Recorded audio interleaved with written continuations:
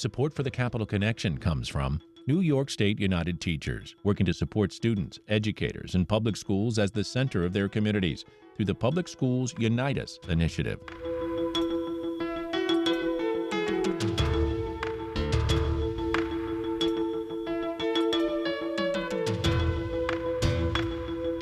It's the Capital Connection. Hi, I'm David Gastina. With us this week, Blair Horner, Senior Policy Advisor for the New York Public Interest Research Group, or NYPIRG. He's also a member of the Board of Trustees here at WAMC and a commentator. Blair, welcome back to the program. Thanks for having me. It's always great to have you. And there's a reason to have you. Always, of course, but specifically Sunshine Week, which has started. This is all about transparency. Now, you've talked about this with me almost every single time we get together, the need for more transparency in government. You have a lot to say about this. Hopefully in a transparent manner. So Sunshine Week, for everybody who's listening, is an annual event started about 20 years ago by a group of media outlets, really led by what was then called Gannett News, now known as USA Today Network. And the idea was to focus on openness in government and transparency in government, and to keep, sort of pushing the envelope to make American democracy more open. So fast forward 20 years later, we've been celebrating it, trying to celebrate it in New York every year and draw attention to the issue so that lawmakers will feel some pressure to do something about opening up the government. I mean, New York is notoriously closed. We're sitting here talking today. Budget negotiations are occurring in secret. We have no idea. We'll probably only know when the negotiations are done. And whose money is it anyway? There are other states that have better laws, and so the advocates in New York, NYPIRG, for example, my organization, and others, Common Cause, Legal Women Voters, we push for additional measures every year to keep chipping away at secrecy in government as best we can. Give us an example. What other state is better than New York on this issue, Blair? Well, there are states that have in their constitutions a right to open government. I'll give you an example. California, Florida, Louisiana, and Montana all have guaranteed openness in government in their constitutions, which gives the public there a greater leg up on trying to find out what's going on, because it's not like there's some law that is being ignored. There's a constitutional protection. Florida does a pretty good job, actually, the Sunshine State, in being a sunshine state when it comes to government openness as well. So those are four where it's embedded in the state constitution, and advancing a constitutional amendment is one of the things that we're trying to do here in New York as well. And what are the chances that would pass? Well, that one's in the long-term strategy approach. How does that sound? That sounds like you're almost not giving up. That's right. Hope springs eternal category of issues. There's lots of things you can do to make the law work better. I mean, in New York, given the weakness of the law, particularly the Freedom of Information law, the weakness of the law, people who ask for information and the government doesn't want to give it up can wait for months, years to get information, because the deadlines are written in such a way that they're just riddled with loopholes. And so a lot of the measures that are being advanced in the legislature are to try to plug the loopholes up and to give real deadlines and real accountability for agencies in terms of, particularly for the Freedom of Information law, both at the state and local government level. Because, after all, it's a democracy, and that hinges on the rights of citizens to give their informed consent to elected officials to make decisions on their behalf. How do you even informed consent with that information? Yeah, and that's of those that are paying attention. I think we have to recognize, Blair, and you know this, that a lot of people turn away from politics, even more in some ways today because of what's in the news. And not enough people hold their legislators in their own districts to account, and then later on are complaining about what's happening to them. So part of this is that people don't pay attention, and that gives legislators almost a free pass to continue doing what they're doing and being less transparent, doesn't it? Yeah, well, what we're talking about today is among the wonkiest of the wonky issues known as good government initiatives. I mean, the public can get riled up if the drinking water is contaminated, or if they're choking on orange-colored air because of Canadian wildfires. People may not necessarily know what to do about it, but they're unhappy about it. Whereas the government secrecy is sort of like sort of what people expect to have happen. So you have to keep banging away at it. And the advocates, really the people who use these tools the most, are the independent media, or any media for that matter, but certainly the independent media. And it's their job. That's why the freedom of the press is enshrined in the U.S. Constitution. That is, in fact, their job. Outlets, even like the one we're talking on now, is to look at what the information government produces and then let the public know. Because how does, Joe Smith, somewhere in the Hudson Valley is supposed to know what's going on in state government? You don't even know what question to ask. But the local media outlet, a public radio station or a local newspaper that's looking at a particular issue, they do the work and they produce the information for the public. So it all sort of works together, and that's how people get engaged in the information, is when they see it in action in their own personal lives. Yeah, I'm afraid we're seeing a great chill of the press, though, when you look at what's happening on the national scene, what's happening at what were once journalistic institutions like the Washington Post, and other moves that are being made to settle lawsuits in the press. At one point, this would never happen. The press would say, take me to court every single time. I've got the truth on my side. And there's the real final nail in the coffin is disinformation, social media, and the fact that many have demonized the press, calling them fake media and the enemy of the people, that you have a wide swath of this country that doesn't trust media as it once did. Well, that's true. The nonstop attacks on the media as being biased have had an impact. And it's basically a well-funded national, not even just national, international propaganda campaign designed to undermine the constitutional protection of the freedom of the press.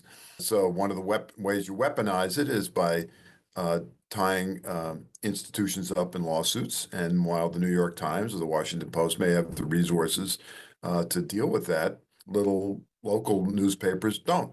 And court is expensive, particularly if somebody's coming after you that's a well-funded financial institution of some sort or corporation of some sort. So yeah, it's challenging times. X has decided, formerly known as Twitter, not to fact check. Meta, the parent of Facebook, has decided not to fact check. And so we are increasingly awash in information, much of which is pure propaganda, lies, gaslighting, and deceit. And so how do you separate the wheat from the chaff? That is the responsibility, really, of the media, and that's why they're in the Constitution. So that's hard. There's no doubt about it. Former U.S. Supreme Court Justice Brandeis once said, "Sunlight is the best disinfectant," and that comes back to our original conversation on the sort of the wonkier side of the whole thing. Is that if you make the governmental information more readily available to the public, they will then have the information or the sources of information to draw their own conclusions and to figure out how much of what they're reading online is hype and how much of it is true. We're speaking with Blair Horner, Senior Policy Advisor for the New York Public Interest Research Group, or NYPIRG. And you are listening to the Capital Connection. I'm David Guistina. You had Lobby Day on Pass New York Health this week on the 18th. Tell us about what this is all about and whether or not we're ever going to get it in New York. Well, you mentioned lobby day. I mean, we've been involved in, I guess, three of them in the past 2 weeks. Well, and four over the past month on higher education, healthcare, on openness in government, and on the environment. So, we've been busy, which is what happens during the budget process at the state capitol. So we're, banging around on all that. In terms of New York Health, Yes. I mean, that is legislation designed to ensure that everyone in New York would have access to good, high quality health coverage. And in New York, we already have a reasonably good system, certainly compared to the country, maybe not to the rest of the world, but compared to the country, roughly 98% of New Yorkers have some form of health insurance, some good health insurance, some lousy health insurance, but they have access to health insurance. And New York Health basically says everyone gets it. And it redesigns the system in a way that effectively the government is funding the health insurance for everybody. And you wouldn't have to deal with, the various health insurance companies that currently run the system. Now, the advantage, of course, to that is if you're a provider, a hospital or a doctor, there's one set of rules to deal with, so that's good. Um, if you're a consumer, by and large, you'll have better coverage, so that's good. And but if you're a health insurance company, you hate the idea because, of course, that's what you do. And people are nervous about losing their health insurance because they have they feel like they have something now. And anytime you talk about taking something away from people, they get nervous about that. And that makes perfect sense, particularly in a state where it's relatively good system compared to the rest of the country. Now, all of that, of course, is a roll of the dice because the new administration and Congress have decided that one of the things they would like to do is basically eviscerate Medicaid, which is the health insurance program for lower income people by and large. And if they do that, and they seem intent to, although they sort of hedge on whether or not that's really their intent, but they have talked about in the budget resolution that passed in the House and the Senate earlier this month, they're looking for $880 billion in savings in healthcare. And if you're assuming that they're not going to touch Medicare, because that's what Trump says he doesn't want to do, where else can you get it? So whatever happens, it's going to make health access more difficult thanks to the federal government. And that's going to mean at the state level, what do you do to pick up the slack? And we think a universal system is going to ultimately be the only way a state can provide coverage to all of its citizens, residents, is by doing that kind of system. But that's not something that's going to happen tomorrow. It's in the constitutional amendment for open government category. There may be some fuel to that particular fire because of what the president and the Congress are up to in terms of cuts to programs such as Medicaid. Yeah, I know a few years back when Richard Godfrey, who was still in the assembly and of course was the head of the health committee, said, we could pass universal health care in this state. At the time they had supermajorities, they had the votes, but it never seems to get done. And, it almost seems accidentally on purpose, Blair. Yeah, I mean, it's a little bit different Richard Godfrey, who was first elected to the assembly in 1970, Yeah. finally retired recently, although I still view him as a young guy. I mean, there are competing interests. I mean, for example, I mentioned earlier, health insurance companies, they hate the idea, and it's not like they're a bunch of slouches that you could easily roll over them. Unions negotiate through collective bargaining health coverage for their members. And they're concerned about putting those agreements at risk, right? Will it be a better system than what they have now? And so, anytime you're talking about changing something as fundamental as health insurance, everyone's concerned. The people that are least likely to be concerned are the people that don't have access now, or the least, or inadequate access, and they're not the people that are the political power players. So that's what makes it harder. Everyone understands why it makes sense. If you're 65 or older, you have this option now. Now the feds have made it unbelievably complicated and to some extent not what it's supposed to be, but you do have it at 65 and older. Everyone has access to universal health care. And, why not everyone else? Well, that's the basic question, right? Is Right. healthcare a right for everybody? I'll give you my opinion. Yes, especially if you want people to be productive in the society that they live in, not get sick a Well, lot. and yeah, That's a drain on the system. imagine if COVID was, what did we have to do for COVID? You had to cover everybody. Yeah. Everybody who goes to the emergency room, you have to cover you have to, because what are you supposed to do? Tell them, sorry, you don't have health insurance. I don't care if you have COVID, you have to sit out on the sidewalk. That's not what we're supposed to be about. And the world is a more complicated Mm. place. The costs are astronomical and will continue to go up. I mean, the insurance industry just generally is facing increasing costs all across the board, and that bleeds into premiums. Yeah. And so the whole system's going to become more expensive, and we might as well just tackle it and do what the rest of the wealthier nations do, which is provided in some form, through the government. Yeah. And you mentioned COVID, but the doctors and scientists tell us It's not if, but when the next pandemic happens. So, we see bird flu out there, measles now is spreading. Barring that we have a real pandemic at the moment, it could come. So it could be the impetus for New York to push further for a more universal healthcare system. Well, I mean, again, that's a rational conversation Oh, is yeah. you fix the roof when the sun is shining, not when the thunderbolts are coming down, right? So it would be now would be a good time to recognize the long-term effects of everything you described and what else is going on in the insurance industry and decide we're going to fix the roof now. But the roofers are not here yet. What about the rainy day fund? Well, I assume what you're talking about is the money that the state has squirreled away Yeah. for rainy days. Depending how you count it, I mean, the way the governor counts, it's over $20 billion now in various reserve accounts that the state could draw down against in the event of something catastrophic happening. And I think, when people think about something catastrophic happening, they think about earthquakes or tidal waves or hurricanes or tornadoes. Unfortunately, the state may have to tap into this once the federal government gets done with whatever the heck it's going to do in terms of aid to states. The Trump administration has talked about carving out $2 trillion out of federal spending, and that's got to come from somewhere. Assuming that it's not coming out of the military, it comes out of everything else. So, what impact that'll have? The president says he's not going to touch Social Security and Medicare. We'll see. Let's assume it, take that at face value.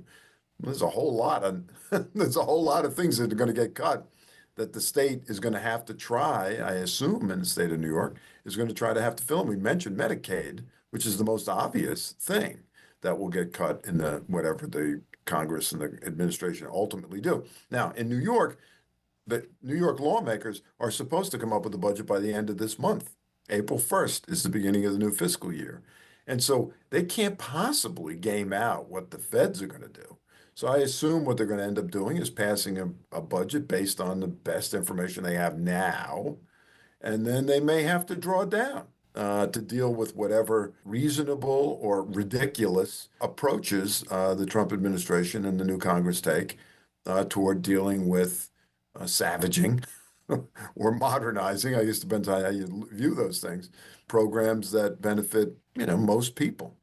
Well, let's talk a little more about savaging and move over to the issue that I know NYPIRG, the New York Public Interest Research Group, Blair Horner, is passionate about, and that's the environment. The EPA, led by former Long Island Representative Lee Zeldin, who also ran for governor of New York, has now decided to remove the P in Environmental Protection Agency. And we've even seen lawsuits by places like Climate United against the EPA for having frozen their Inflation Reduction Act funds that were passed by Congress, that were signed by the president. They're literally going after funds that are spoken for or contracted out. There's been judge delay on that, pause while they hear the arguments. But we're seeing what seems to be the complete, absolute dismantling of regulations to protect our environment. And you got a big rally coming up next Friday when it comes to the New York Heat Act, which has not yet passed. It's on Long Island. But everything will hinge now on the federal government. And for example, I saw bald eagles are now back in huge numbers in the Northeast, but they were almost extinct because of what happened until the 1970s. Yeah, there's no doubt that the Trump administration is violently opposed to environmental protection. There's no other way to describe it. They are doing everything they can to dismantle the nation's approach and the world's approach to dealing with the science of climate change. And they just ignore the science or say it's not true. Science is science. I mean, it evolves. We learn more over time, of course, but the planet is heating up. The oceans are hotter, and it's just been reported that 2024 was the hottest year in human history. So, you can pretend, you can lie to people about that there's no danger from climate change. You can lie to people about vaccines, but that doesn't change the underlying facts. The facts are that there are pandemics. Vaccines are helpful to deal with them, like measles. Climate change is real. Drinking water contamination is real. And so the fact that the federal government now is choosing to dismantle what, in my view, pathetically little they were doing in the first place, is going to be catastrophic for human health and the environment. And we're going to pay a very heavy price. The people of the United States are going to pay a very heavy price to, worse food, lousier health care, and a more polluted environment to live in. We're going to pay a heavy price for that, and there's no getting around it. Yeah, and I thought it was interesting that, I don't know if this is just a symbolic move or what, but the governor coming out and saying, I charge the DEC in New York for basically protecting the environment in the absence of the EPA. I mean, we know a lot of these agencies don't have the enforcement they need, which is the number of bodies that will be on the ground, looking at pollution, brownfields, and other things. So, I mean, you can say all you want, but I don't see how the DEC can step in and replace that role of the EPA. Well, I mean, again, this is part of the how do you game out something that's so catastrophic? And so let's assume for the moment, though, the Trump administration successfully figures out how to cut $2 trillion out of the federal government. I mean, the aspiration of the Governor Hochul, to have the state, plug the gap is great. But, like the Dutch boy, right? There's only so many holes you can cover. And, again, we don't know what's going to happen. We only know what people say they want to do. And you have to accept at face value what it is they say they want to do. And so I believe that the Trump administration is going to do everything it can to eviscerate federal agencies, and I believe the Governor Hochul will do all she can to try to offset the impacts on New Yorkers as she sees it. But we don't know, and we're in uncharted waters. And I mean, the argument being made by the president that we have to cut $2 trillion out because the nation is broke and the debt is too high. I mean, that's not an unreasonable thing to be saying, but you can't couple that with a $4.5 trillion tax cut to benefit the wealthy and say at the same time you're trying to do something about the debt, because that just makes it worse. Why shouldn't the rich have to pay the price too, like the rest of us? If they really want to reduce the cost of the federal government, reduce the debt, you can't do tax cuts. And yet they are, which makes it pretty clear that what they're really doing has nothing to do with reducing the debt, and has everything to do with reducing enforcement of environmental laws, public health laws, et cetera. Oh, but what do you make of a Democrat, New York Governor Kathy Hochul, say, no, we don't want to raise taxes on New Yorkers making more than $5 million a year. They pay too much as it is in taxes.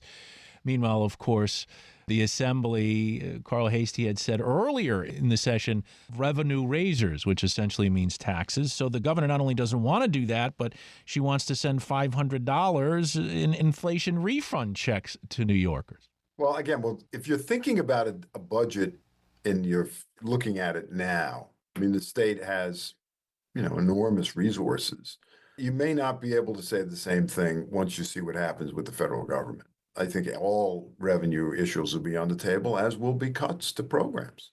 I mean, we will suffer. There's no getting around it. It's not like this, as you mentioned earlier, the state government can't step into the shoes of the federal government in terms of providing services in New York. They can't. They just don't have the wherewithal to do that. They may have the aspiration to do that, but we don't know, right? That's the thing, right? All we know is the noise, and we watch the power saw of, Elon Musk working its way through various federal agencies, cruelly throwing people to the wolves and losing their jobs. But, that's what the president wants to do. So that's what Musk is allowed to do. And so, how that plays out yet, though, it's still too early to tell. The state has to put a budget to bed, supposedly by April 1st, which is what it's supposed to do. And they can't put a budget together based on the kind of colossal what ifs that exist now at the federal level. It may turn out that none of these things happen, right? That the Congress decides, because there are 7 House Republicans in New York, and they need every single one of them to vote with the leadership on whatever the budget is. And they all face reelection in a year and a half. And so, will they be able to cobble the votes together to do that? We don't even know, right? So part of it is you can certainly imagine the worst case scenarios, because that's what people are talking about, but they may not happen, in which case what the governor's talking about people may be able to, the lawmakers may be able to skate by. It's hard to say right now. Well, it's hard to say this, but we have quickly run out of time. I had, let's see, higher education, consumer protection, all sorts of things to talk to you about, Blair. It's going to have to wait for another program. He is Blair Horner, the Senior Policy Advisor for NYPIRG, the New York Public Interest Research Group. You can head to nypirg.org to find out more. Blair Horner, always a pleasure to be with you, and I appreciate you coming on each and every time I ask, even if you don't like it. Thank you for inviting me, David, and happy spring to all of the listeners. Yeah, let the sunshine in. We're going to get plenty of it starting now.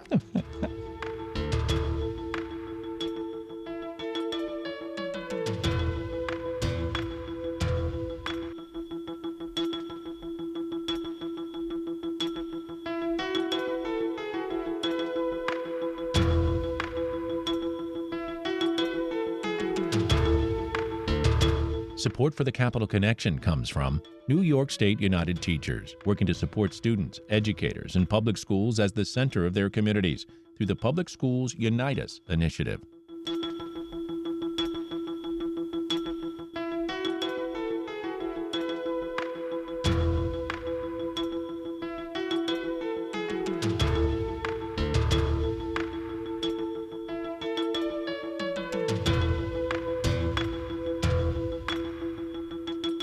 The Capital Connection is a production of WAMC Northeast Public Radio. You can listen to The Capital Connection anytime at WAMCpodcast.org or anywhere you get your podcast. And join us again next week at this same time for another political conversation. For The Capital Connection, I'm David Guistina.